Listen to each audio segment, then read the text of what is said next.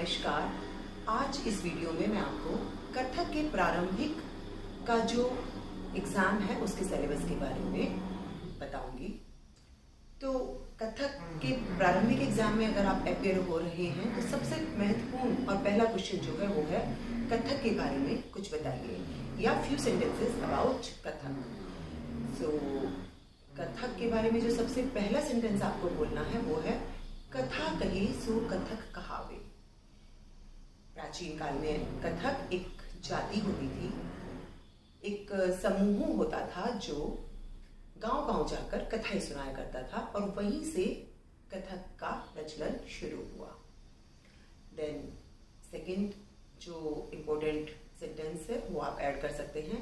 कथक का दूसरा नाम नटवरी नृत्य भी है और नटवर श्री कृष्ण भगवान को कहा जाता है, उन्हीं के नाम के ऊपर इसका नाम नटवरी नृत्य पड़ा। Then you can add Kathak के 3 महत्वपूर्ण घराने हैं, जयपुर घराना, लखनऊ घराना और बनारस घराना। Then you can add about Kathak की जो वेशभूषा है और कथक के साथ संगत करने वाले वाद्य यंत्रों के बारे में भी आप बता सकते हैं। कथक की जो वेशभूषा है वो या तो अनारकली, चूड़ीदार और दुपट्टा होती है जो कि लखनऊ घराने से प्रभावित वेशभूषा है और जयपुर घराने में ज्यादातर चनिया, चोली और दुपट्टा का प्रचलन है। कथक के साथ जो वाद्य यंत्र हैं जिनका प्रयोग किया जाता है वो 2 वाद्य यंत्र जो कि बहुत महत्वपूर्ण है वो है तबला और हारमोनियम। और इसके साथ साथ पखावज का प्रयोग जयपुर घराने में बहुत किया जाता है और सारंगी और बांसुरी का प्रयोग भी कथक के साथ किया जाता है। आजकल तो नए नए प्रयोग हो रहे हैं और हर तरह के वाद्य यंत्र कथक की संगत में प्रयोग किए जा रहे हैं। सो ये था कथक के बारे में कुछ महत्वपूर्ण जो आपको ज्ञान होना चाहिए। अब कुछ परिभाषाएं हैं जो हर कथक के प्रारंभिक के स्टूडेंट्स को पता होनी चाहिए। नंबर 1, ताल क्या है? संगीत में समय की गति को नापने का पैमाना ताल है। पैमाना मीन्स स्केल। तो ताल के स्केल पर ही हम संगीत की जो गति होती है उसको मेजर करते हैं।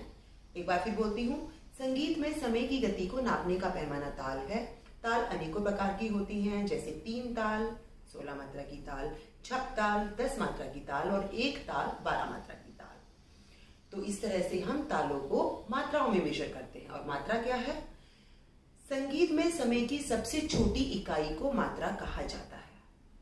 तो जैसे 16 मात्रा की ताल है, 10 मात्रा की ताल है, तो हम तालों को इकाई में, मात्राओं में मेजर कर रहे हैं। देन लय। संगीत में लगने वाले समय की गति को लय कहते हैं या संगीत में व्यतीतमान समय की गति को लय कहते हैं। सी, हम मात्राओं को, हमने बोला कि जो ताले हैं उनको मात्राओं में मेजर किया जाता है, पर हम मात्राओं को स्लो भी पढ़ सकते हैं और फास्ट भी। सो जिस स्पीड से हम मात्राएं पढ़ते हैं ताल में उसको लय कहा जाता है। एक बार फिर बोलती हूँ, संगीत में व्यतीतमान समय की गति को लय कहा जाता है। लय 3 प्रकार की होती है। विलंबित लय, सामान्य से धीमी गति पर जब संगीत वादन और नर्तन की क्रिया की जाती है तो उसे विलंबित लय कहते हैं।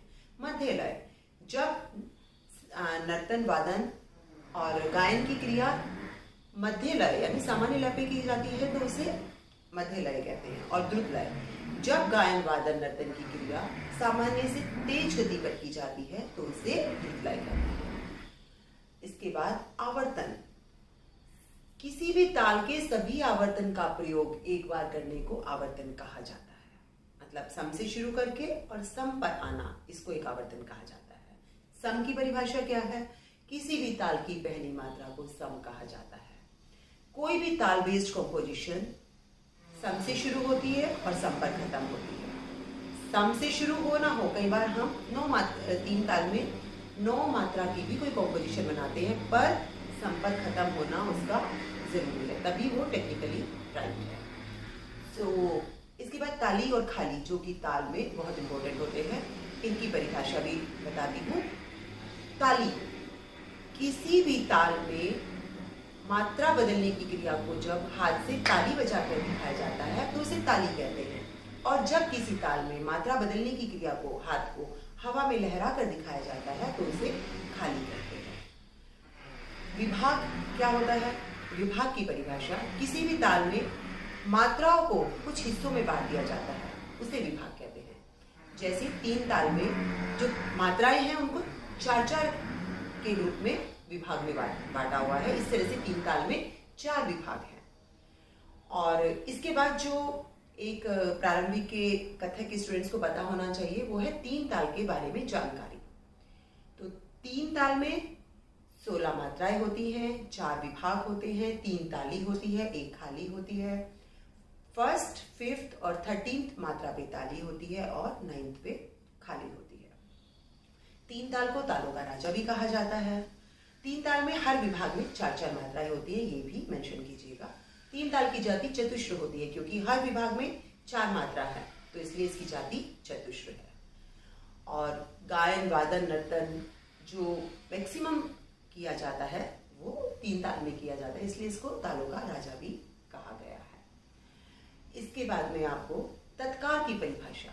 कथक का जो एक महत्वपूर्ण एलिमेंट है, बहुत इंपॉर्टेंट एलिमेंट है, वो है तत्कार। तत्कार जिसको नर्तक खड़े होकर पैरों से दिखाता है, तो फुटवर्क को तत्कार कहा जाता है, जो कि ताल बेस्ड एक सुंदर रचना बनाकर उसके ऊपर जो दर्शक दिखाता है उसको पैरों से दिखाता है, पैरों के चलन से दिखाता है, उसे तत्कार कहा जाता है। और आपको प्रारंभिक में अपना परिचय एक देना होता है। उसमें आप सबसे पहले नमस्कार करके अपना नाम बताएंगे, अपने गुरु का नाम बताएंगे या जिस संस्था में आप शिक्षा पा रहे हैं उसका नाम बताएंगे। फिर गुरु के गुरु का नाम, गुरु ने किन से सीखा है, किन की परंपरा को वो आगे बढ़ा रहे हैं, उसका नाम भी बताना जरूरी है। और आप कौन सी परीक्षा में अपीयर हो रहे हैं ये भी बताइएगा। और सबसे महत्वपूर्ण जो एक चीज है आपको ध्यान रखना है, जब भी गुरुजनों के बारे में बात करते हैं तो कान पर हाथ लगाकर बात कीजिए। तो पढ़ंत, एक और परिभाषा मैं बताना चाहूंगी। पढ़ंत किसे कहते हैं? किसी भी ताल बेस्ड रचना को हाथ से दिखाने को पढ़ंत कहते हैं। तो पढ़ंत मतलब ये भी एक कथक के स्टूडेंट को पढ़ंत का ज्ञान होना भी बहुत जरूरी है। धन्यवाद।